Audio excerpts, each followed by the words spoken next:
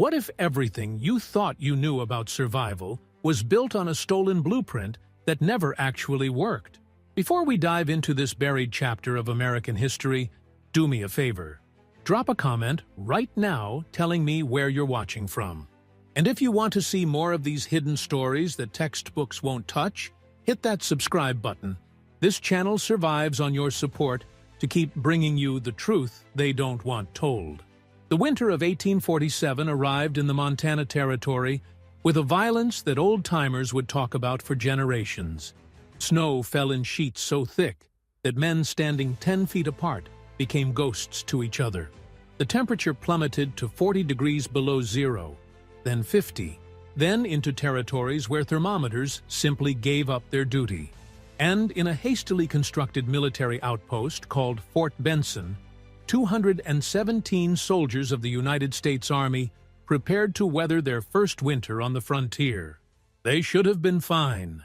The fort's chief engineer, a man named Marcus Whitfield, had spent 3 months studying the dwellings of the Blackfeet and Crow nations. He had measured, sketched, and documented every angle, every support beam, every inch of the conical structures that had kept indigenous peoples alive through centuries of brutal mountain winters. He had copied it all with meticulous precision. The Army's new shelters looked identical to the traditional teepees that dotted the plains. Same shape, same size, same basic construction. But within 6 weeks, 73 men were dead.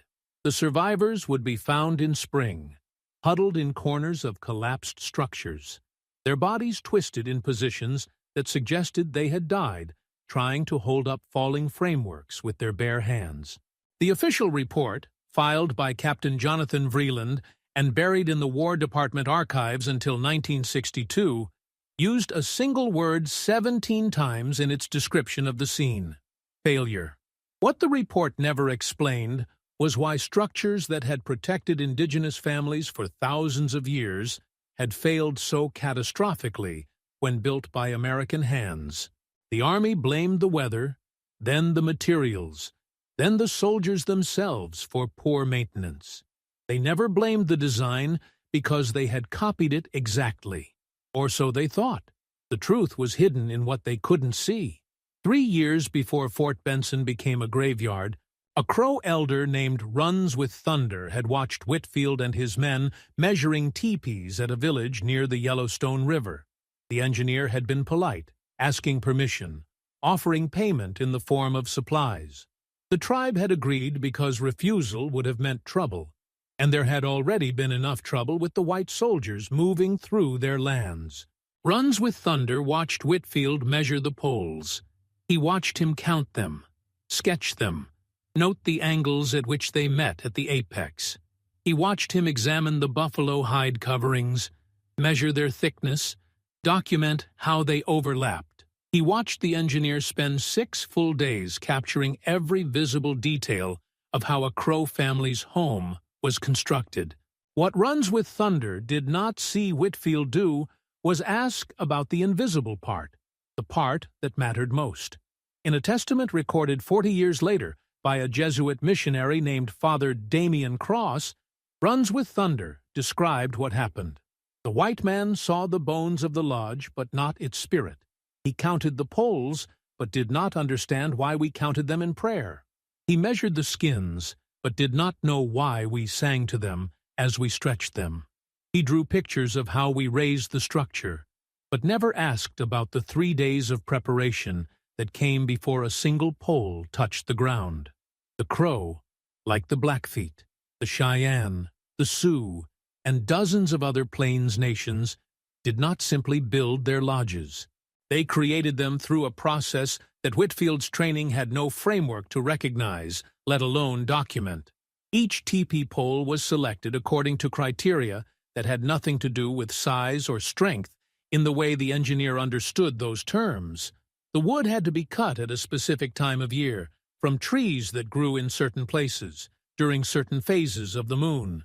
The poles had to be treated with mixtures of animal fat, plant resins, and ash in precise proportions that varied based on the climate where the lodge would stand. More importantly, The poles had to be arranged in a specific sequence, with certain poles bearing certain loads, creating a tension system so sophisticated that it could flex in high winds without losing structural integrity. The buffalo hides were not merely coverings, but integral components of a living system. Their weight distributed across the framework in patterns that took years to master. The placement of the door, the position of the smoke hole, the angle at which the whole structure leaned into prevailing winds. These were not aesthetic choices, but engineering decisions embedded in cultural knowledge passed down through generations. Whitfield had documented none of this because he had never thought to ask if there was anything beyond what he could see and measure. The shelters at Fort Benson looked right. They stood in neat rows, uniform in size and appearance, constructed with American efficiency from lodge pole pine that had been cut with steel saws and shaped with metal tools. The coverings were canvas instead of buffalo hide, treated with the Army's standard weatherproofing solution. The whole operation had taken 3 weeks from first pole to final inspection. The Crow would have spent 3 weeks preparing the materials before construction even began. Lieutenant Samuel Pierce was 23 years old when he arrived at Fort Benson in November of 1847. His journal, discovered in an Ohio estate sale in 1989, provides the only detailed first-hand account of what happened that winter. The entries start with optimism. The shelters were warm enough with a fire. They seemed sturdy. Pierce noted with pride that American ingenuity had taken a primitive dwelling and improved it with better materials and faster construction methods. By early December, his tone had changed. "The wind tonight sounds like the screaming of 1,000 devils," he wrote on December 9th. "Our lodge shakes violently, though the neighboring Crow village, visible from the fort walls, stands motionless in the same gale. Captain Vreeland says it is because their structures are older and have settled. I am not convinced." 3 days later, another pole snapped last night. That makes 5 this week across the various lodges. The carpenter says the wood is green, not properly seasoned. But we cut from the same forests the Indians use. Why do their poles not break? December 18th. Private Morrison died this morning. The entire frame of his lodge collapsed during the night. He was pinned beneath the timber and frozen before anyone heard his calls. Captain Vreeland has ordered double inspections, but cannot explain why structures built to identical specifications are failing at different rates. By Christmas, the deaths were accelerating. Lodges that had stood firm through early storms began to fail during moderate winds. Canvas tore away from frames despite being doubly secured. Smoke holes that should have vented properly instead channeled deadly winds downward into living spaces. Men woke to find inches of snow inside their shelters despite no visible holes in the covering. Pierce's entry from December 27th is especially telling. "Today I walked to the Crow village and observed their dwellings in the storm. I cannot articulate what I saw. Their structures do not merely withstand the wind. They move with it, breathing almost, leaning and flexing in ways our copies cannot. An old woman saw me watching and smiled, but there was no warmth in it. She said something in her language. A younger man translated, 'You built the body but forgot the soul.' I did not understand what he meant. The soldiers tried everything they could think of. They reinforced the frames with additional poles. They added extra stakes to anchor the bases. They replaced canvas with double layers. They moved the structures to what they thought were more sheltered positions. Nothing worked. The failures continued, unpredictable and deadly. On January 3rd, 1848, Captain Vreeland made a decision that the Army would later officially deny ever happened. He sent Lieutenant Pierce and 2 other men to the Crow village to ask for help. The meeting was documented in Pierce's journal, but appeared in no official military record. The Crow Council listened to the soldiers' request. They explained what was happening at Fort Benson. They offered payment, trade goods, anything the tribe wanted in exchange for whatever knowledge would keep American soldiers from freezing to death in shelters that should have worked. The council conferred for several hours. Finally, an elder named Many Horses spoke through a translator. His words, as recorded by Pierce, were these: "You cannot learn in one day what takes a lifetime to know. You cannot buy with gold what is earned through generations. Your lodges fail because they are empty. They have no memory, no relationship to the land, no spirit to bind them together. You saw the shape, but not the song. You measured the wood, but not the prayer. You copied the outside, but never knew there was an inside." Pierce pressed for practical advice, something they could do immediately. Many Horses considered, then offered this: "Your poles fight each other because they do not know they are family. Your canvas tears because it was never told its purpose. Your fires smoke because they have not been welcomed properly.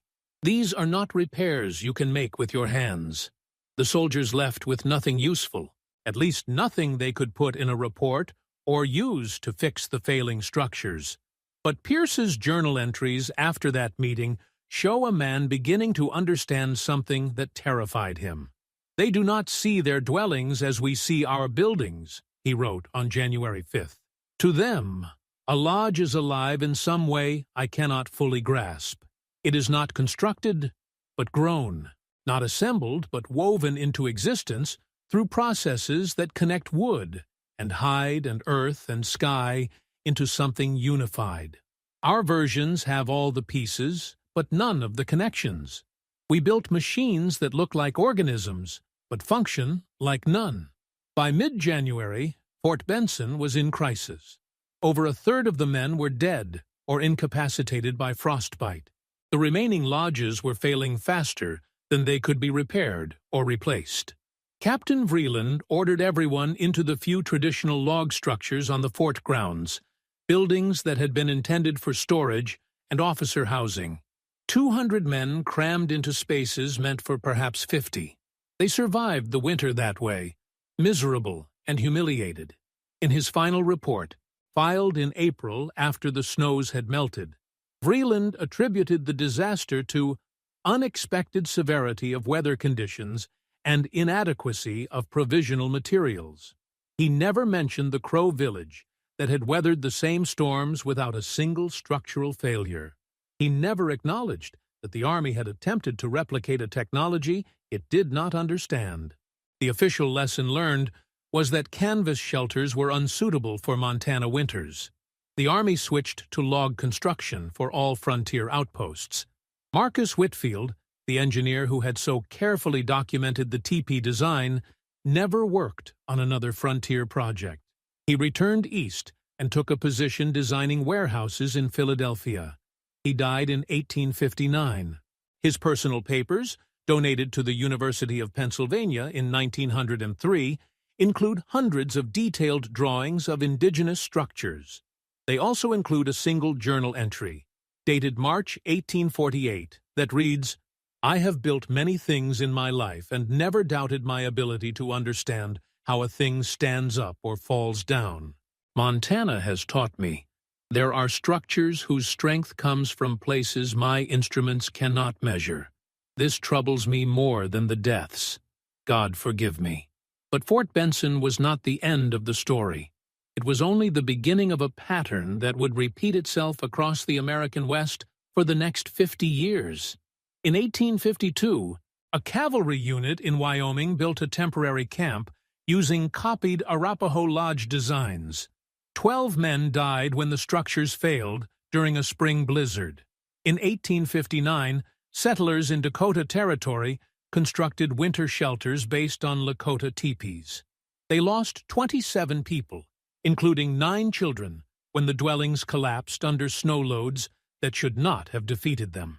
In 1867, a railroad crew in Colorado built work camps using improved versions of Ute lodges. 34 men perished. The pattern was always the same. Americans would observe indigenous structures, document their visible features, replicate the design with what they considered superior materials and construction methods, and then watch in confusion as their versions failed while the originals stood firm. The official explanations varied. bad luck, faulty materials, unusual weather, poor maintenance, incompetent construction crews. But the real reason was never acknowledged in any government report or military document. The real reason was invisible to people who believed that understanding a thing meant measuring its parts. In 1874, an anthropologist named Dr. Clarence Hartwell published a paper titled Structural Analysis of Plains Indigenous Architecture in the Journal of American Ethnography. It was a dry academic work that attracted little attention outside specialist circles. But buried in its technical language was an observation that should have been revolutionary. The fundamental error in attempts to replicate indigenous housing, Hartwell wrote, lies not in execution, but in conception.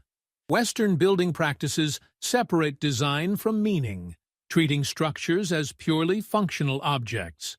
Indigenous traditions embed functionality within cultural, spiritual, and ecological frameworks that cannot be extracted without destroying the very knowledge being sought. To copy the form without the context is to create a corpse that resembles a living being but lacks the animating principle that made it viable. Nobody in the War Department read Hartwell's paper. If they had, they might not have understood it anyway.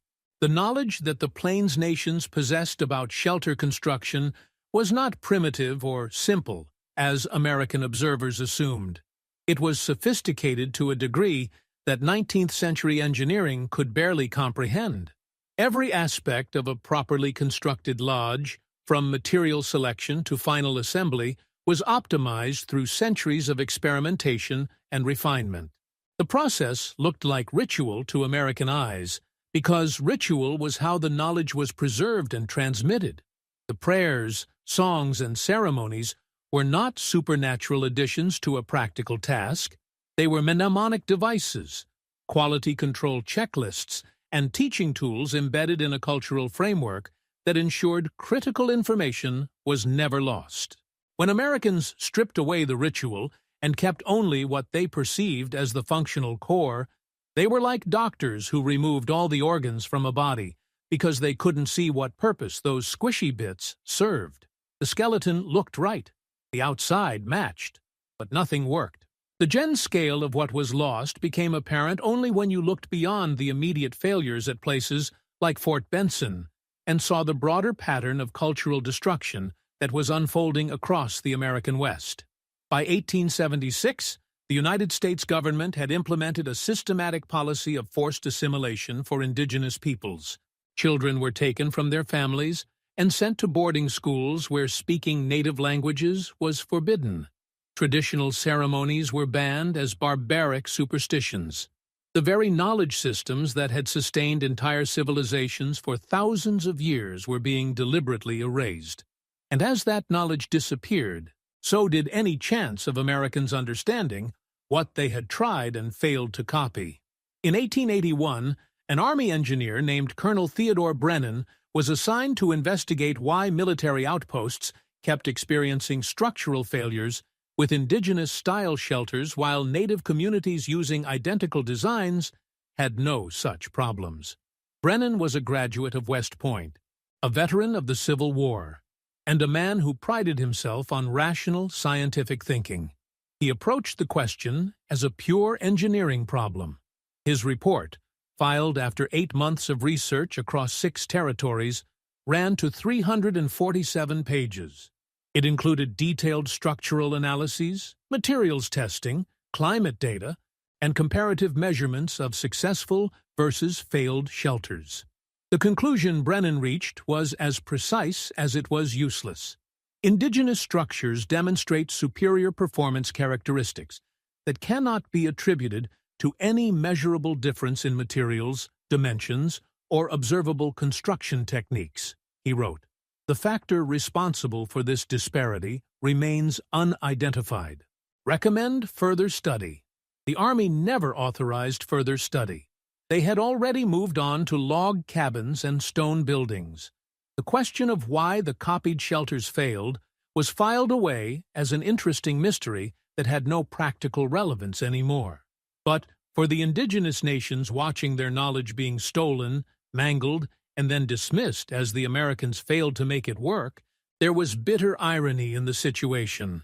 The very people who had violently displaced them from their lands, who had slaughtered their buffalo herds and starved them into submission, who had declared their cultures primitive and their beliefs superstitious, these same people could not even successfully copy the most basic technology of Plains life. A Cheyenne elder named Broken Wing, interviewed in 1907 by a researcher named Margaret Steele, put it this way: "They took our land and said they would use it better. They took our children and said they would teach them better. They took our lodges and said they would build them better. But the land grew sick, the children forgot who they were, and the lodges fell down." They believed knowing the shape of a thing meant they possessed it. They never understood that some knowledge cannot be stolen because it dies when you try to separate it from the people who carry it. The failures continued well into the 20th century, though by then they had taken different forms. In 1914, the National Park Service began a program to construct authentic Native American villages at various parks as tourist attractions. The project was overseen by a man named Herbert Dalton, who had studied anthropology at Harvard and considered himself an expert on indigenous cultures. Dalton hired skilled craftsmen and used the finest materials available.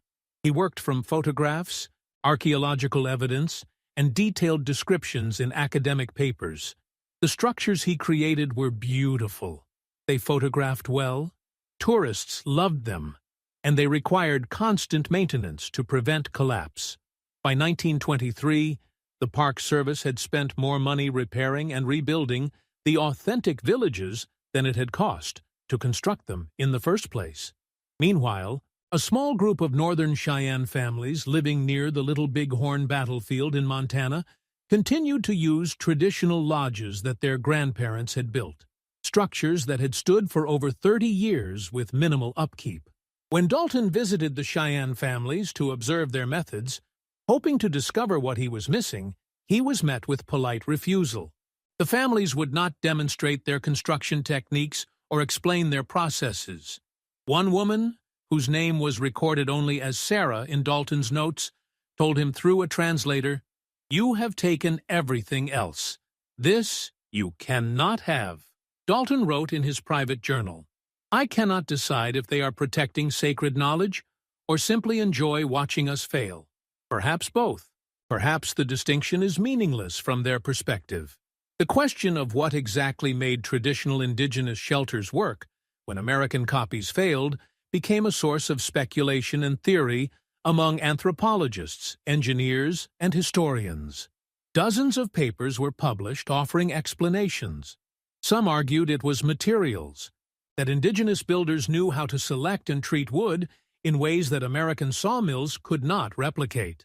Others suggested it was climate adaptation, that indigenous peoples understood local weather patterns on a granular level that allowed them to position and angle their structures for optimal performance. Still others proposed that it was simply experience, that indigenous builders had thousands of hours of practice that American imitators lacked. All of these theories had some truth in them. None of them captured the whole picture. In 1937, an anthropologist named Dr. Sarah Chen spent 2 years living with a Blackfeet community in northern Montana. Chen was the daughter of Chinese immigrants and had grown up navigating between cultures, which perhaps gave her a perspective that many of her white colleagues lacked. Her dissertation, titled "The Architecture of Relationship, Non-Material Factors in Indigenous Structural Engineering," was rejected by 3 universities before finally being accepted at Berkeley.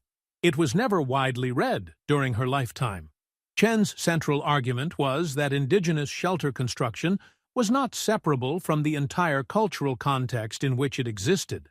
The knowledge of how to build a lodge properly was embedded in language, in seasonal patterns of movement and resource gathering, in kinship systems that determined who taught whom, in spiritual practices that connected human activity to natural cycles, in oral histories that preserved information across generations, and in social structures that ensured knowledge was validated and refined through community consensus.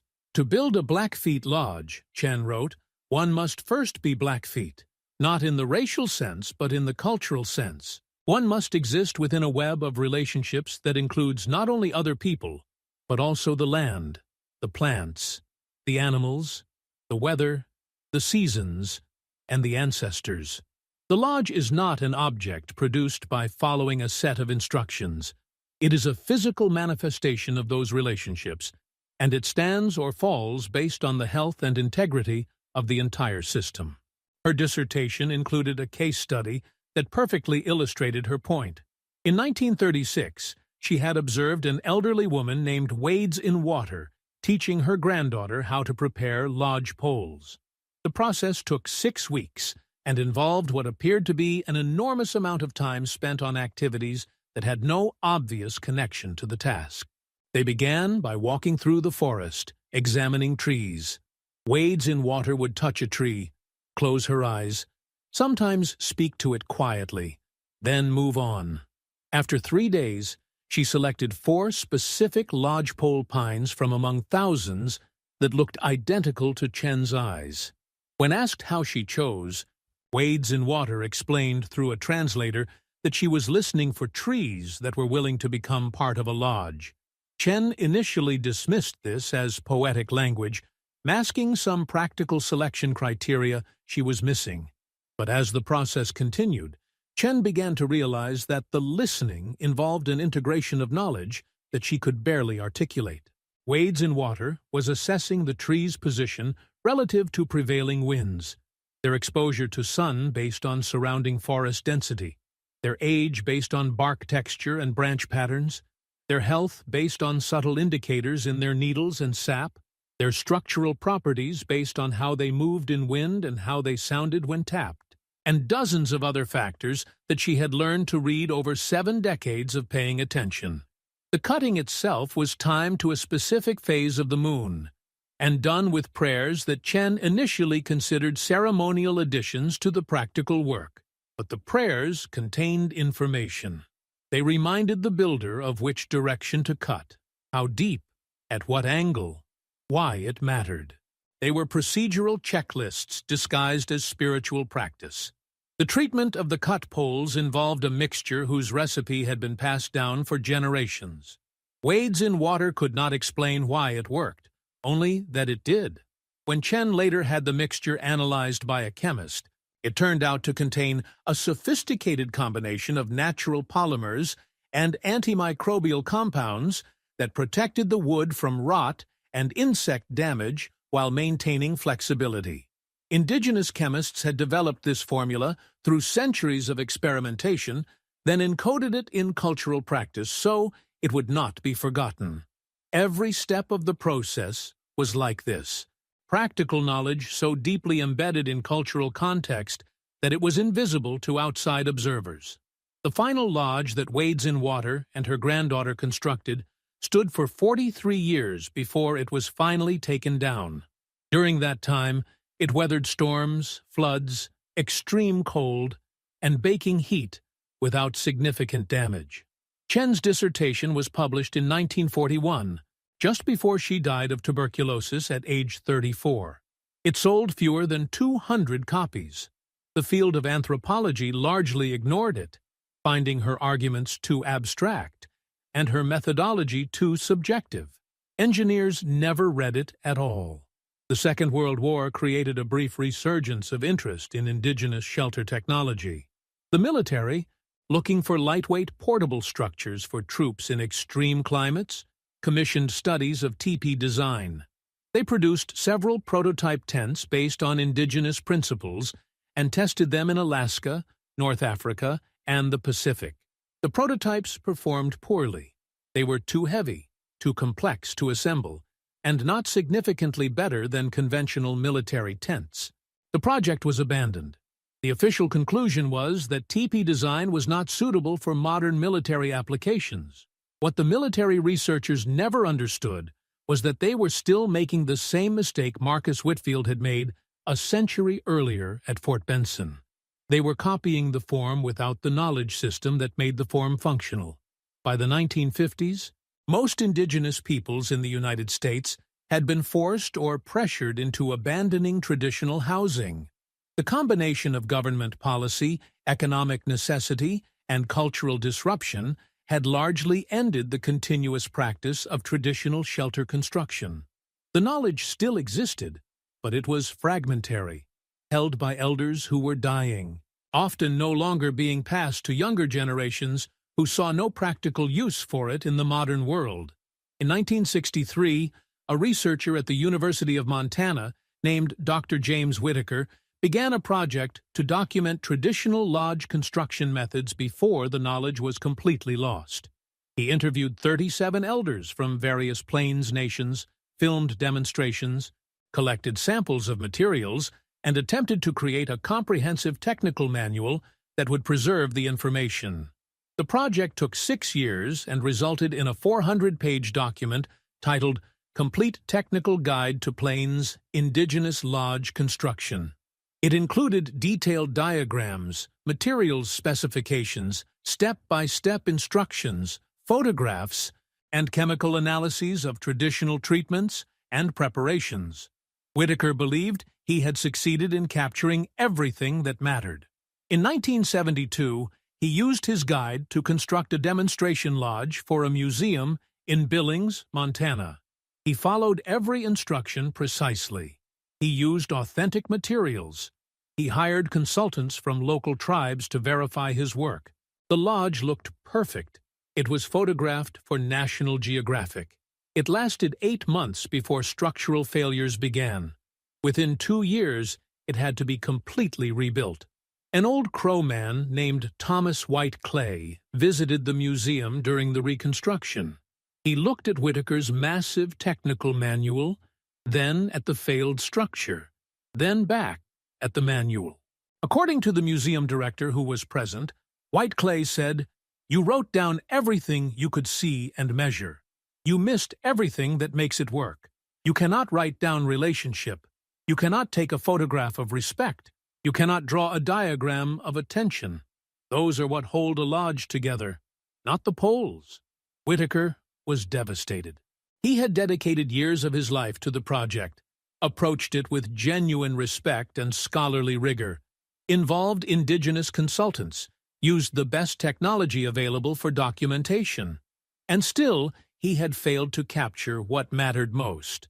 In his final interview before he died in 1998, Whitaker reflected on the experience.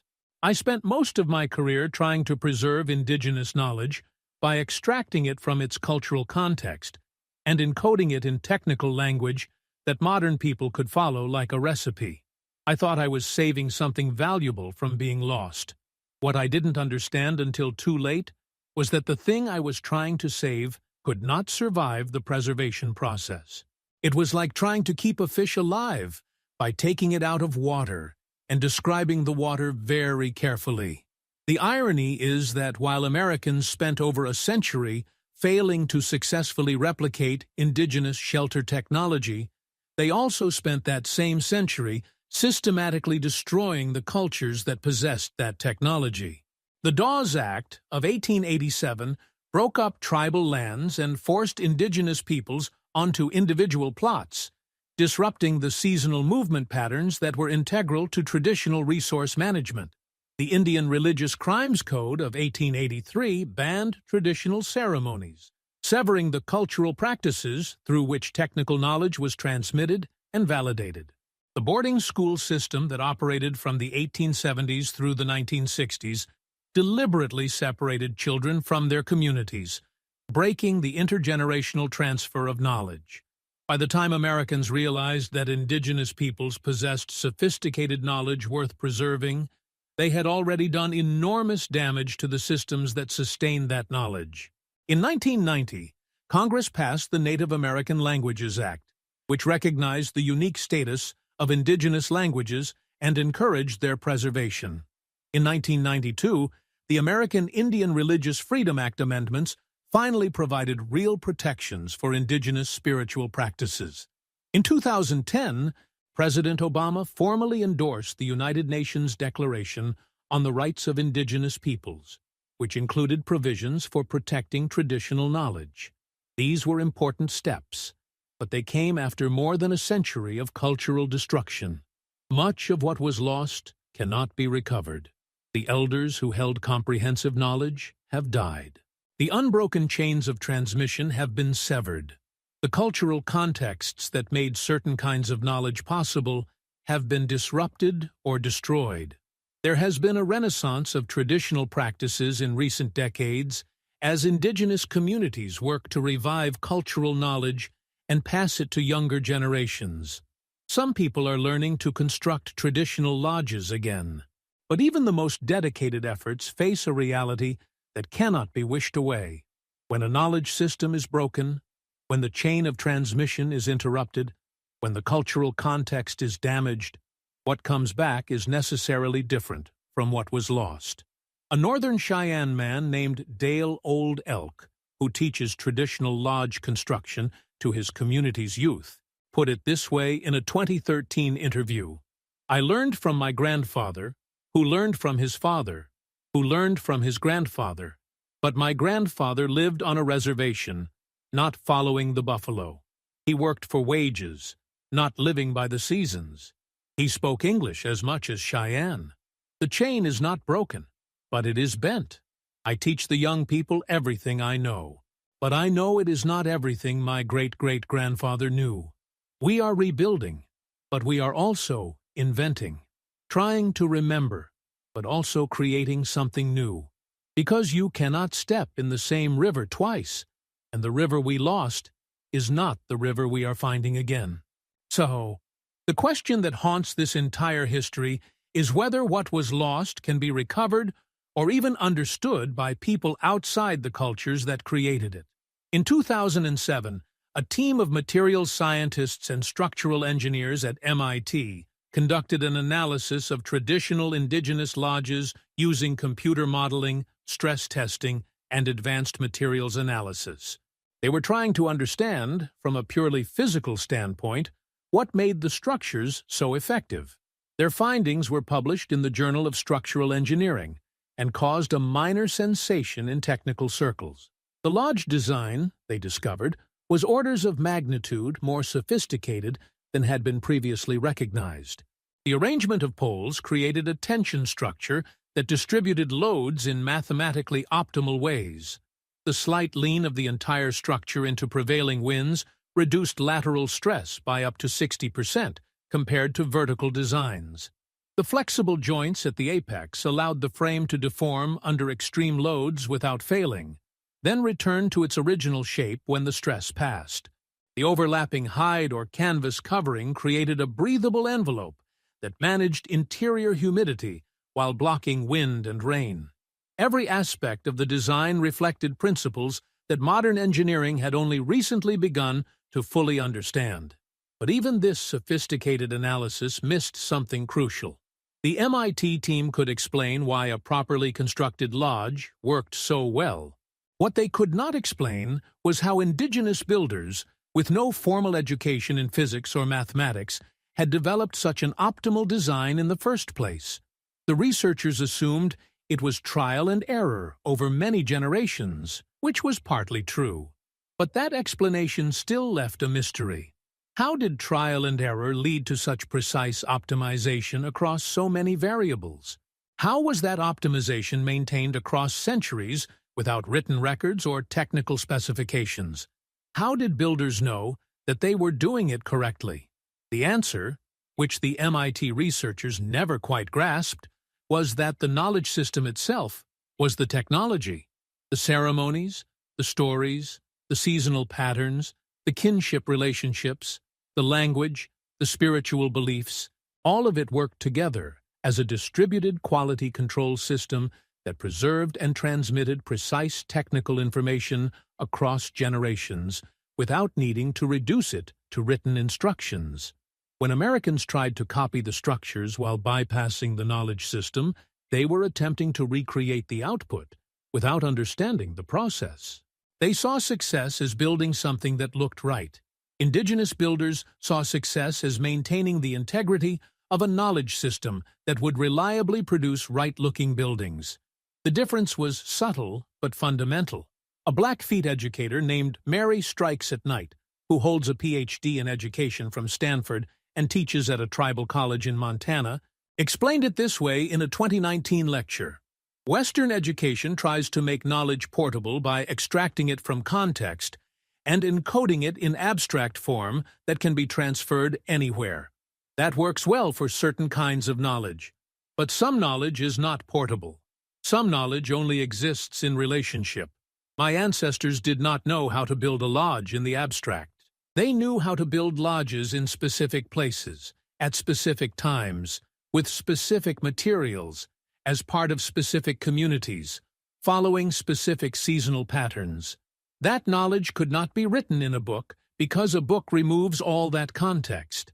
And without the context, the knowledge is not just incomplete, it is incoherent. The people who died at Fort Benson in 1847, frozen in their failed shelters, were victims of that incoherence. They were victims of a worldview that believed understanding meant measurement, that knowledge meant technical specifications, that copying meant success. They were also victims of a larger pattern of indigenous erasure that has characterized American history since the beginning. The United States took indigenous lands, resources, and lives. It also took indigenous knowledge, or tried to. But knowledge, it turns out, is not like land or gold. You cannot simply seize it and transport it somewhere else. Some knowledge is inseparable from the people who hold it, from the relationships and contexts in which it exists, from the cultural systems that sustain it. When you destroy those systems, you do not get the knowledge. You just destroy it. And then, sometimes, you freeze to death in a shelter that should have worked but did not, because you built the body but forgot there was supposed to be a soul. Today, if you visit certain areas of Montana, Wyoming, and the Dakotas, you can still occasionally see traditional indigenous lodges. They are rare now, used mostly for ceremonies or cultural education rather than as primary housing. But when you see one that has been properly constructed by people who hold the knowledge, you are seeing something remarkable. You are seeing physical proof that there are ways of knowing the world that modern society has barely begun to understand, let alone respect. And if you visit the archives of the War Department, now housed in the National Archives in Washington, D.C., you can request to see the reports from Fort Benson. You can read Captain Vreeland's careful documentation of a disaster he could not explain. You can see Lieutenant Pierce's journal entries, his growing confusion and fear as structures that should have worked simply did not. You can read Marcus Whitfield's sketches and measurements, his confidence that he had captured everything important. You can see, written in the margins of one report, in a hand that was never identified, a single sentence. They built our lodges, but not our world, and wondered why the lodges fell down. The person who wrote that sentence understood something that the Army never did. You cannot extract one thread from a tapestry and expect it to still be a tapestry. You cannot take a single element from an integrated system and expect it to function independently. You cannot copy the visible without understanding the invisible. And you cannot, it turns out, steal knowledge from people whose knowledge is not a thing to be stolen, but a way of being in the world. The Fort Benson disaster was officially attributed to severe weather and material failure. That explanation appeared in every history textbook that mentioned the incident at all, which were few. The real explanation, that American engineers had failed to understand that some forms of knowledge cannot be captured by measurement and replication, that some technologies are inseparable from the cultures that create them, that some wisdom can only exist in relationship. That explanation never made it into any official record, because to acknowledge it would have meant acknowledging something much larger and more troubling. It would have meant acknowledging that indigenous peoples possessed forms of knowledge that were not just different from Western knowledge, but in some ways superior. It would have meant acknowledging that centuries of cultural destruction had not civilized savages but had destroyed sophisticated societies. It would have meant questioning the entire narrative of progress and superiority that justified American expansion across the continent. That acknowledgement never came. The pattern continued. Americans kept trying to extract indigenous knowledge while destroying indigenous cultures. They kept failing to understand why the extraction did not work. They kept blaming the failure on everything except the fundamental impossibility of what they were attempting. And somewhere, in communities that survived despite everything that was done to destroy them, people who still held fragments of the old knowledge watched and remembered. They remembered the lodges that fell down. They remembered why. They remembered what was lost and what remains. They remembered that you cannot steal what you do not understand. And they remembered that sometimes the people who think they are so superior that they can improve on anything end up freezing in the dark, wondering why their perfect copies do not work, never realizing that they missed the only thing that mattered. The one thing that made it unbreakable was never written down because it could not be written down. It lived in hands and voices and relationships and land and seasons and prayers and stories and communities. It lived in the connection between people and place, between past and present, between knowledge and being. It lived in exactly the things Americans thought did not matter. And when those things were destroyed, the knowledge went with them, not because it was weak or primitive or inferior, but because it was alive. And living things, when you try to preserve them by killing them, do not stay preserved. They just die. If you want to understand what really happened at Fort Benson, if you want to know why 73 men froze to death in structures that should have kept them safe, you have to understand that they died not from cold or wind or material failure. They died from ignorance. Not the ignorance of lacking information, but the ignorance of believing that information was enough. The ignorance of thinking that seeing meant understanding. The ignorance of assuming that what they did not know how to recognize did not exist. That ignorance killed them. And in a larger sense, it is still killing us every time we believe we can take without giving, extract without relationship, copy without understanding, possess without respect. The lodges at Fort Benson fell down because they were built without souls. And soulless things, no matter how carefully constructed, no matter how precisely measured, no matter how faithfully copied, will always fail when they face a test that requires them to be alive. The Crow elder runs with thunder. Watching the white engineer measure and sketch and document, knew what was going to happen. He could see the emptiness in the copies that were being made. He could see that the white men saw bones but not breath, saw structure but not life, saw shape but not spirit. He could see that they were going to die, and there was nothing he could say that they would understand in time to save them. Because some lessons can only be learned through experience, and some experiences you do not survive to learn from. That is the real story of Fort Benson. That is the real story of America, copying indigenous shelter design and missing the one thing that made it unbreakable. Not a story about engineering failure or materials inadequacy or unfortunate weather. A story about what happens when you believe you can take the fruit without tending the tree. When you believe you can learn the song without joining the circle. When you believe you can build the house without becoming part of the family that makes a house into a home. The indigenous peoples of the plains knew how to make shelters that stood against any storm.